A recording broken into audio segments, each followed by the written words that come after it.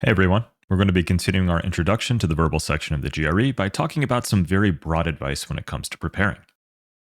We'll start out by discussing some overall strategies, then talk about the importance of mistakes and how to review them, and then give you some time management techniques. A lot of this advice may seem obvious to you, but when it comes to standardized testing like the GRE, we really want to make sure we've got these fundamental points down before we delve any further. So, what are our strategies? First, don't spend too much time on any one question. And this doesn't just apply to the verbal section, it's applicable to any question on the GRE, because time management is really essential for this test. It's really easy to get stuck on a question, focus really hard on trying to solve it, and in the process, losing track of how much time you have left. Every question on the GRE is worth the same amount of points, so it's to your benefit to answer every question that you can. When you spend too much time on one question, you risk not leaving yourself with enough time to answer simpler questions that you could have gotten right. So, when you find yourself getting stuck or spending more than about a minute after having read the question, flag the question and then move on. You can always circle back to flagged questions at the end of the section if you have any leftover time. Our goal here is to answer as many of the questions that we can answer more easily and then go back to the trickier ones if time allows for it.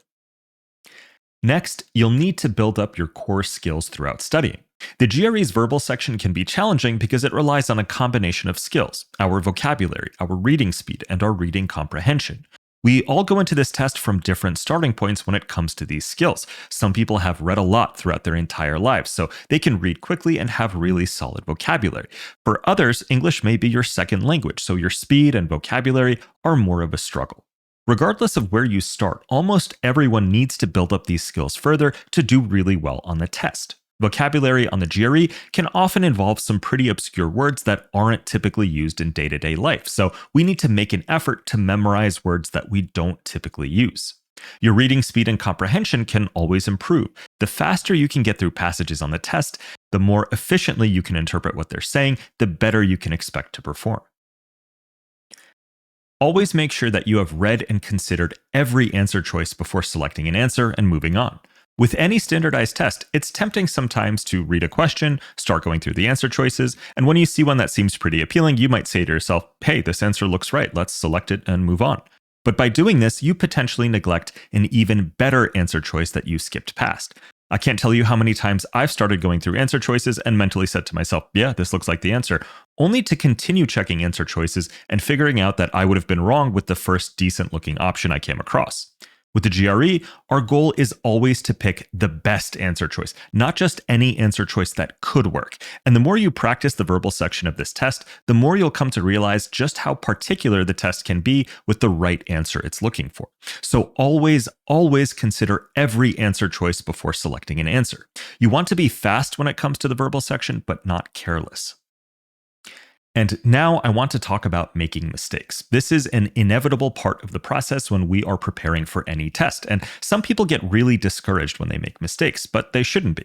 When you're in the process of preparing for a test, mistakes are a good thing. They're showing you what your weaknesses are before the real test, so you can avoid making those mistakes when they actually count against you. And just like you shouldn't be afraid of making mistakes, you shouldn't avoid weak areas either. Sometimes when we know we're bad at something, whether it's a certain type of math question or an entire type of question, we naturally want to avoid it because doing badly can be discouraging. But the only way to improve weaknesses is to address them directly. We have to force ourselves to practice, especially the things we're bad at, to make progress and turn those weaknesses into strengths. Another essential part of improving is reviewing thoroughly after practicing. It's easy to take a test or do a batch of practice questions, get your score, and then want to move on with your studying. But to improve, we have to invest time into our performance. What did we get wrong and why did we get it wrong? But reviewing only questions you made mistakes on is just the bare minimum. You should also review questions you got right. As tedious as it sounds, we can still learn from questions that we got correct while reviewing. We can pick up some new vocabulary, check if the logic we used to answer the question was right, or if we just made a lucky guess, review what questions we spent a lot of time on and why. There's a lot to learn from the review process, and you can't expect to consistently improve if you neglect it. And this includes keeping track of the questions that you didn't feel confident on while you were practicing. Flag these questions and go back to them to figure out why they were challenging for you and what you can do to improve on those types of questions moving forward.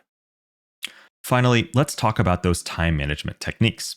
First, like we talked about at the start of the video, don't linger on questions you can't figure out the answer to. Once you've spent more than about a minute, just flag the question, move on, and return to it later after you've answered everything else if you have the extra time.